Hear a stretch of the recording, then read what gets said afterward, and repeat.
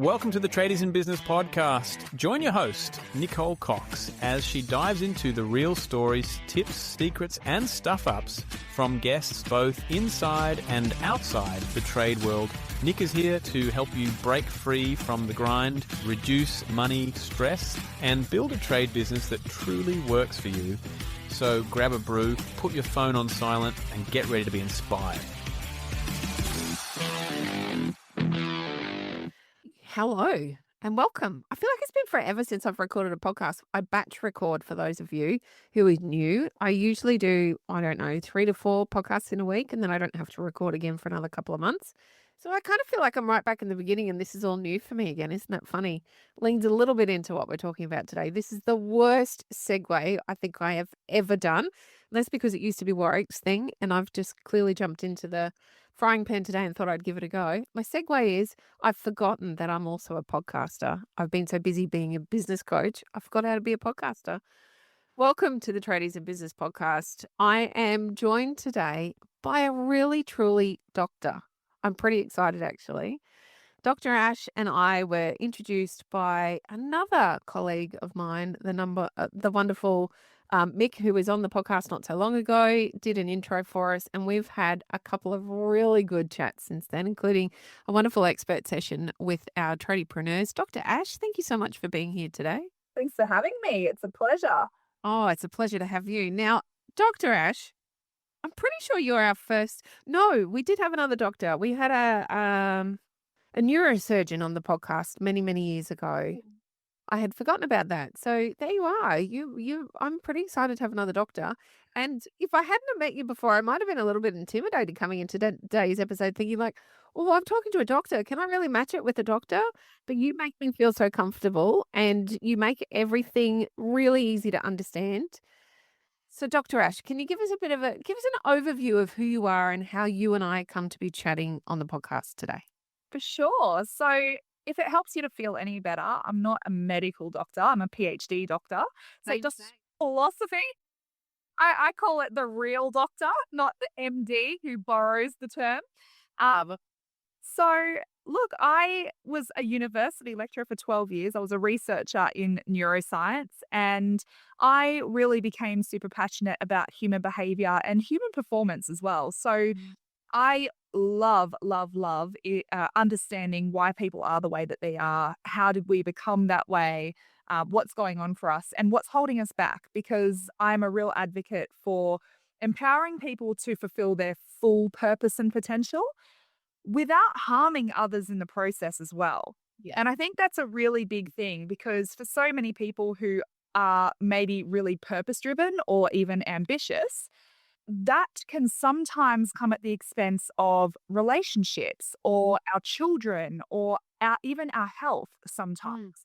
And so looking at it really holistically in going, well, how can we nurture and empower that high-achieving, ambitious, driven person and support them to have really healthy, nurtured relationships and other aspects of their life and overall well-being as well. So that's kind of what I do now is work predominantly with, I have a company which is called the Remind Institute, and that works more with general population. We do parenting, mental health, relationships, that kind of stuff there. But for me personally, my passion is those high achieving, ambitious, more entrepreneurs. Most of my clients are entrepreneurs and business owners because that's the walk that I've taken. It's a fascinating journey and it's just a mind-blowing area of science to be interested in and to learn from. I've really enjoyed your expert session and I've not stopped talking about it since. And you took us through one tiny little exercise, and in that tiny little exercise you identified in, 5 minutes or less, how important my brand colors were in holding me back. It was mind-blowing for me, and I've had such big conversations about this since then. And it was fascinating. And there was so much more than that, but that's the one thing that really comes to my mind really quickly.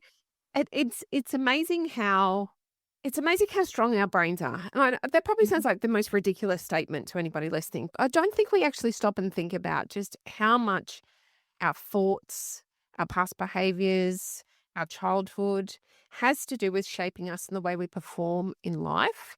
And then what that does mean by extension to the relationships that we have. So I'm really interested to delve into this today. Yeah. Dr. Ash, so talking about tradies, when we think about tradies, and this is similar to what we were talking about in our expert session, we kind of see this transformation over time. We go through our apprenticeship, we come out and we're a tradesperson, we're qualified. And for some, not all, at some point in time, they make the transition, they want to become a business owner. Yeah. However, many of them get stuck in this kind of hybrid situation where they're a little bit tradie and a little bit business owner. Yeah.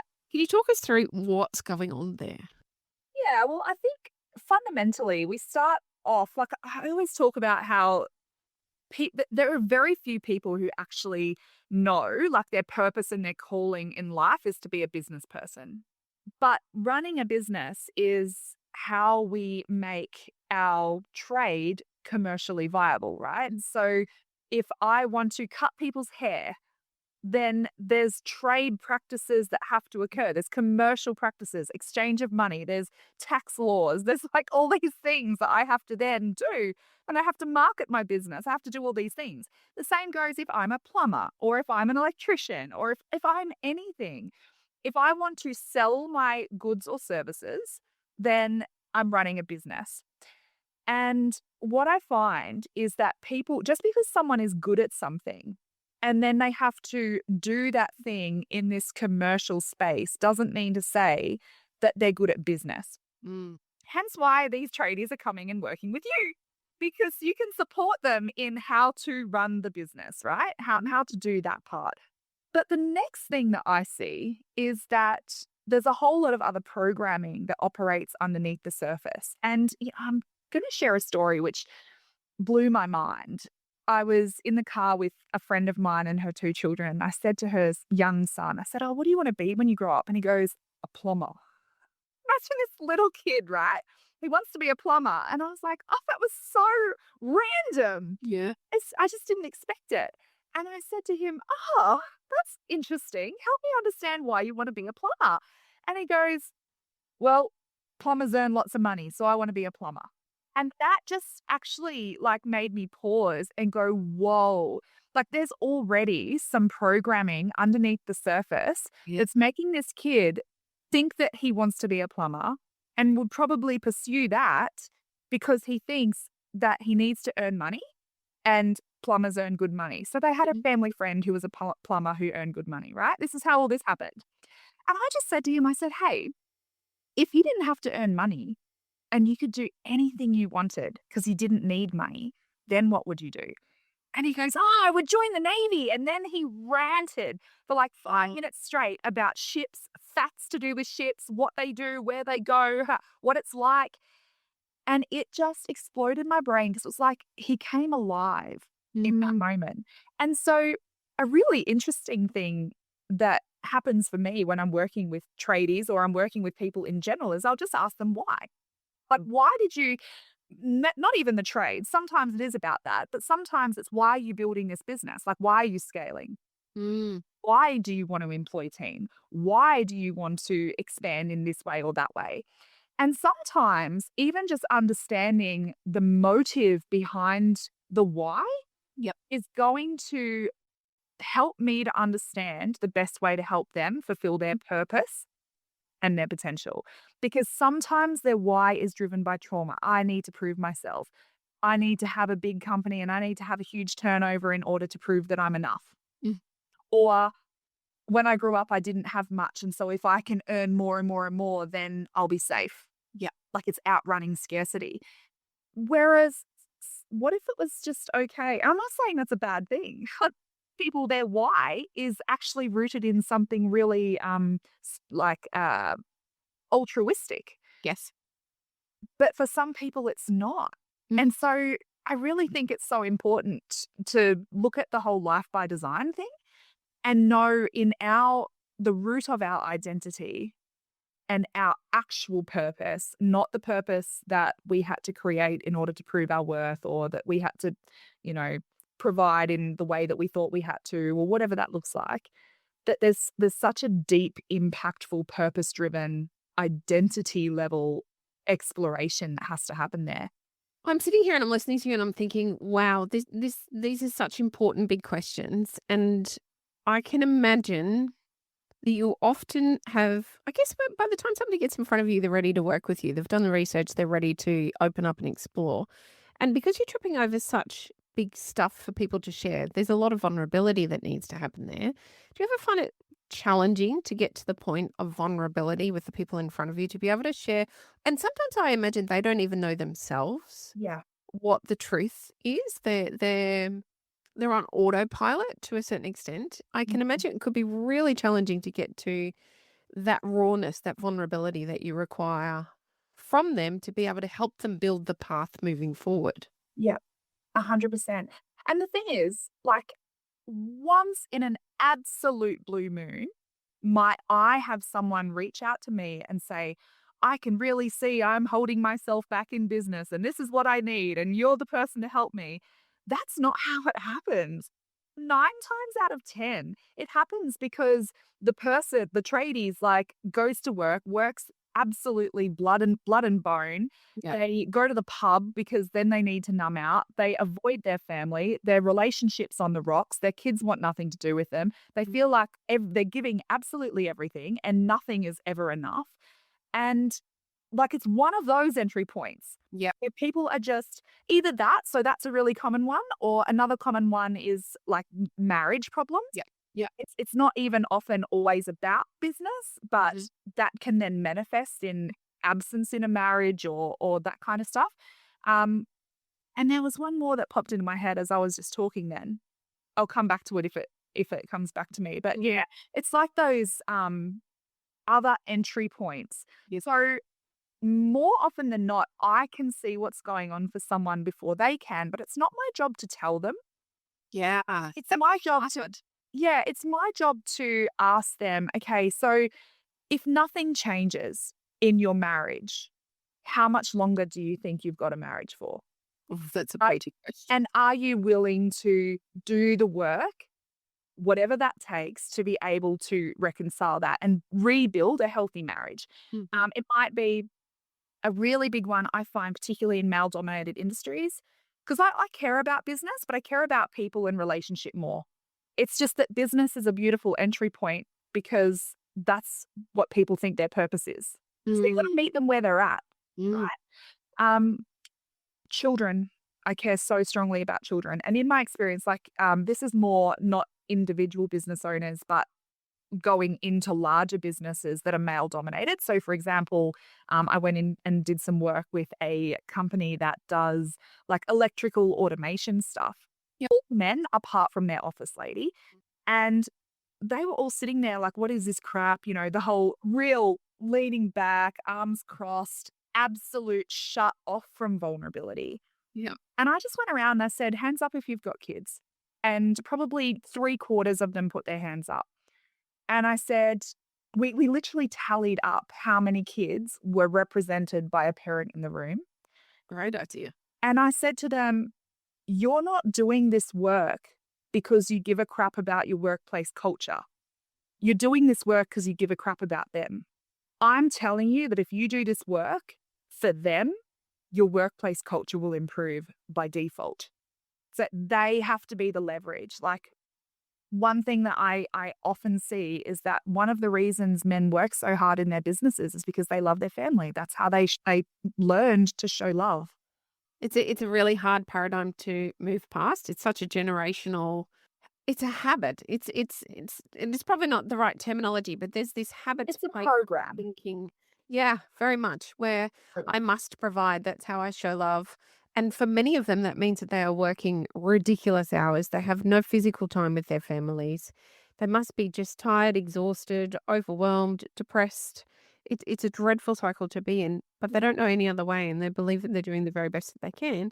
And again, until it's demonstrated that it can be different, and they're open to doing the work, nothing really changes. Yeah, exactly. Ash, And that has to be a safe though, right? Like, yeah.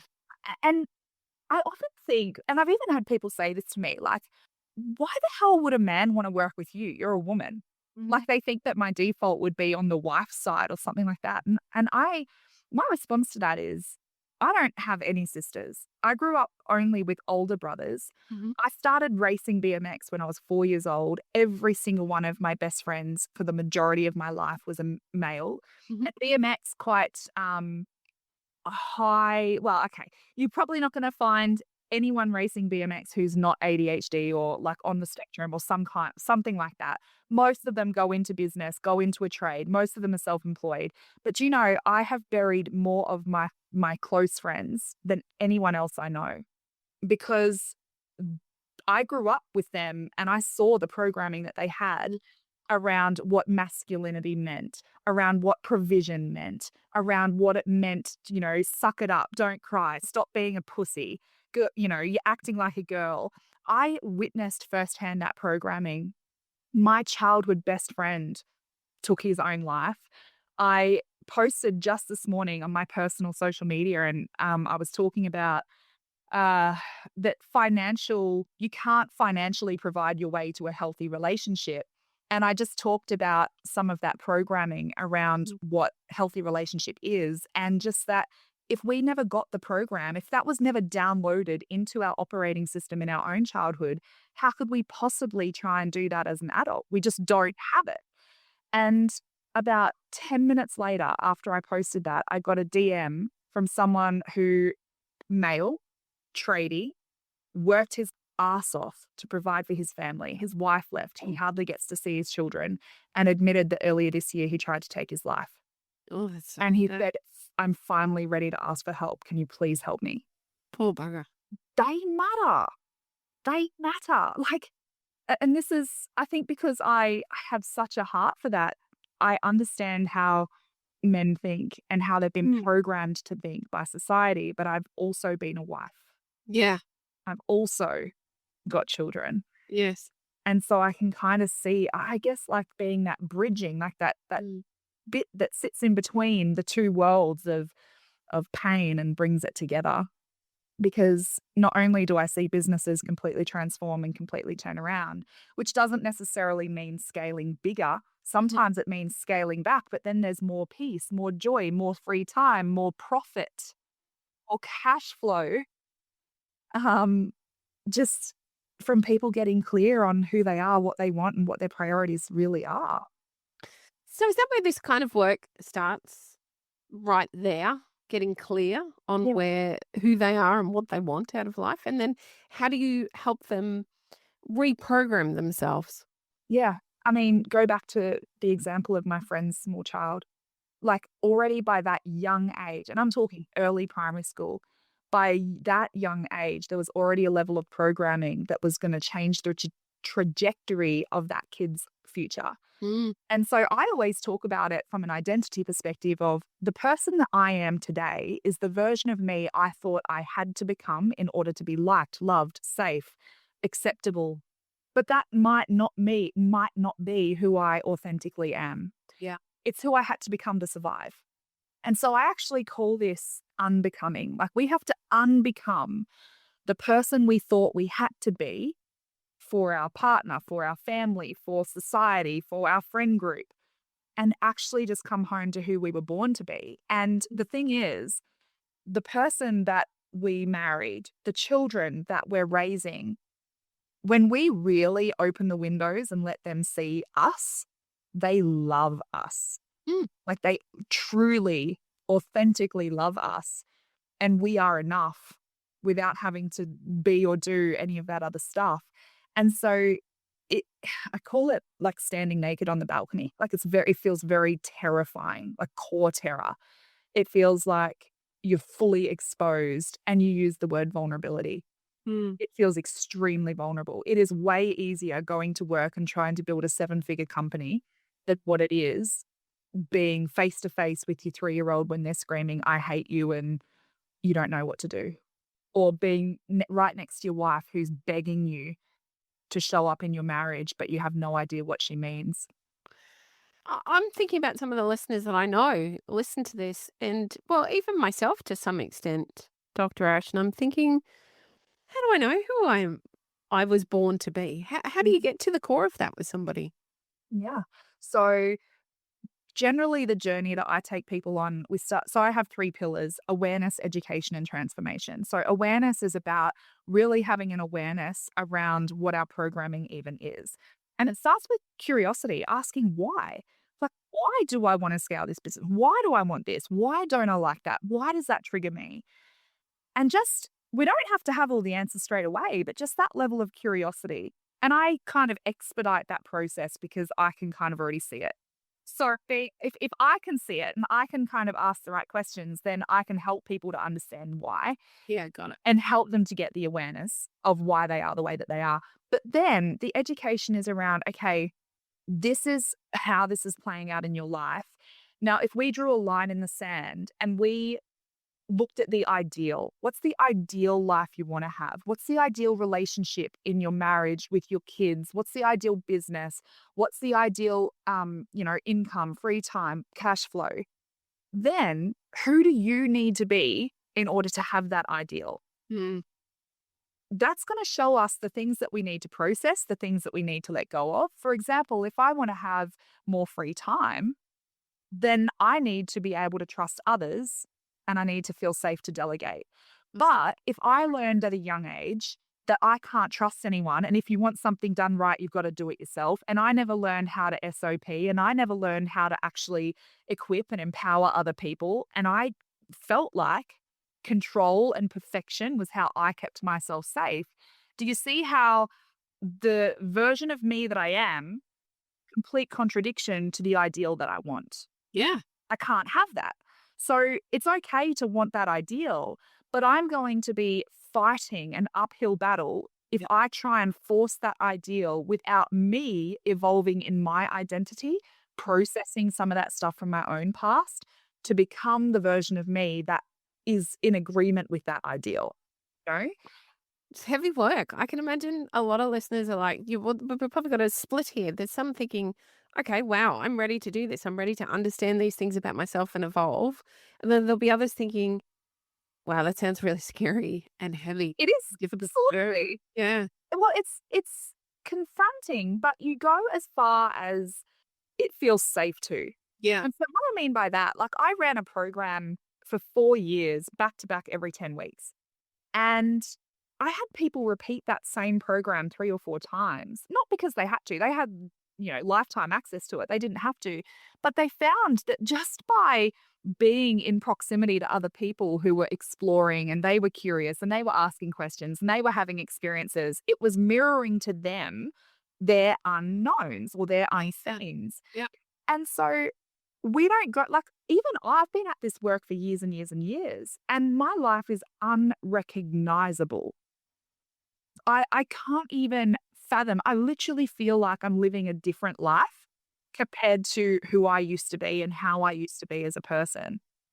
But even in 5 years from now, I'm going to look back at today me and my life will be unrecognizable again in the best imaginable ways. That doesn't mean to say I don't have challenge. That doesn't mean to say that life, I don't experience grief and I don't have traumatic things happen. It just means that the version of me that I'm becoming Mhm. is evolving and growing through those. Are we all not doing Not that? running away from it, Yeah. Sorry, Ash. Is something, it occurs to me that we are all evolving in one way or another. And we can either consciously do this or we can unconsciously do this and land somewhere perhaps that we don't want to be. Yeah. So then I'm thinking about our listeners. I'm thinking about their transition and the opportunity they have because everybody that I talk to when they get to the point of being ready for some support in their business tells me that they want to go, essentially, I'm paraphrasing, but they want to go from tradie to business owner.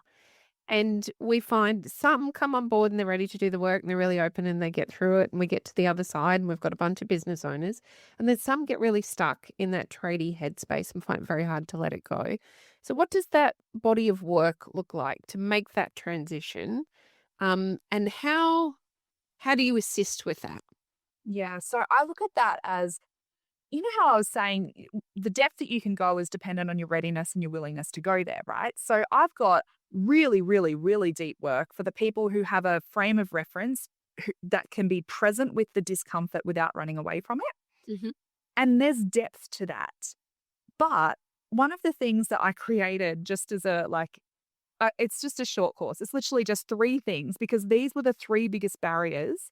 I had been in business coaching for probably 3 years, and this was the consistent stuff every single quarter. I was a participant, in that business Yep. coaching, and every single quarter we had a different group that we would journey with through that quarter.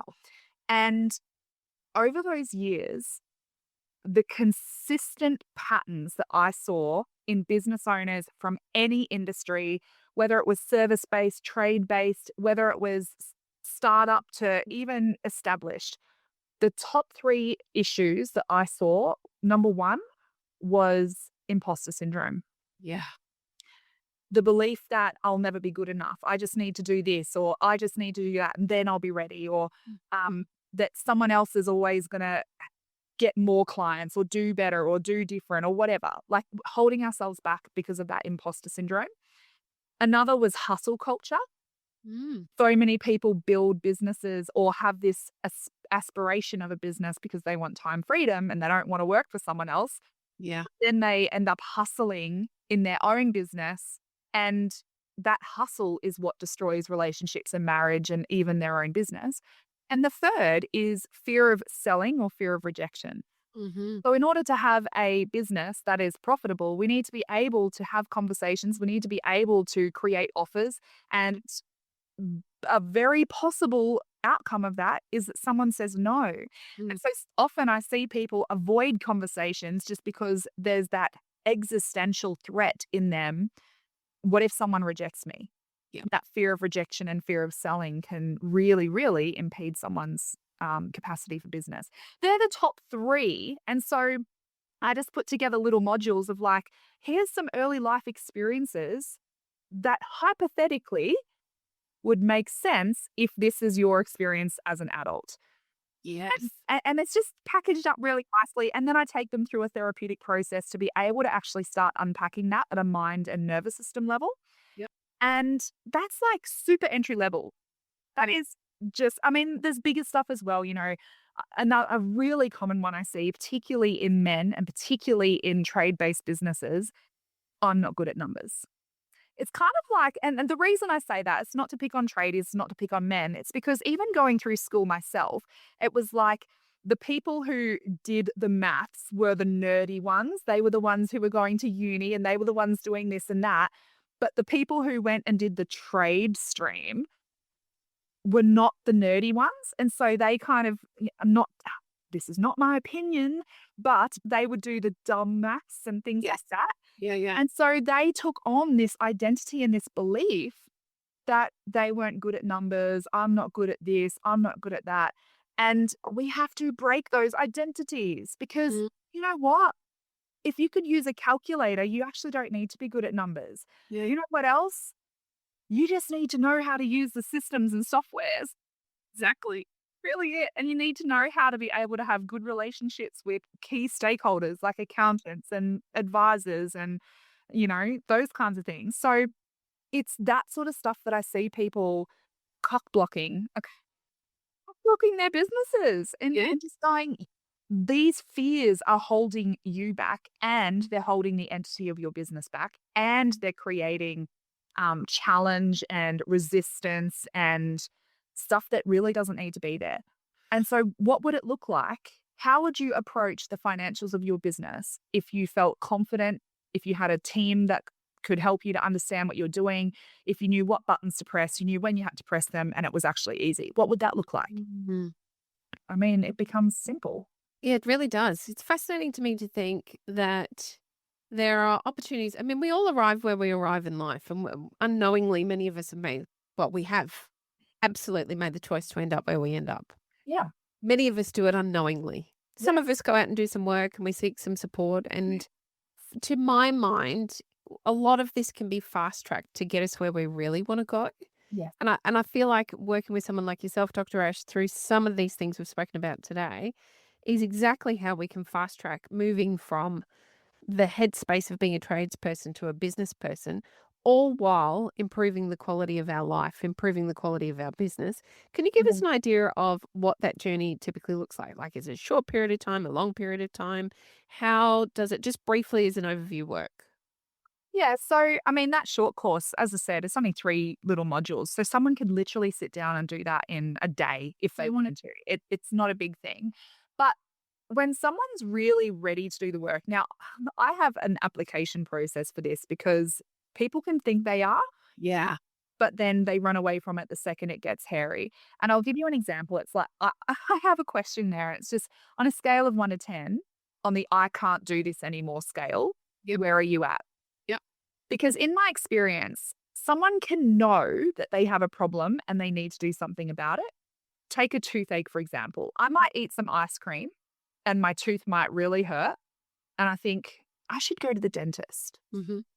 And then I stop eating the ice cream and I get on with my life until the next time I eat ice cream and my tooth really hurts. And I think I should probably go see the dentist. That might be like a 2 or 3 on the I can't do this anymore. Like I can't go on like this.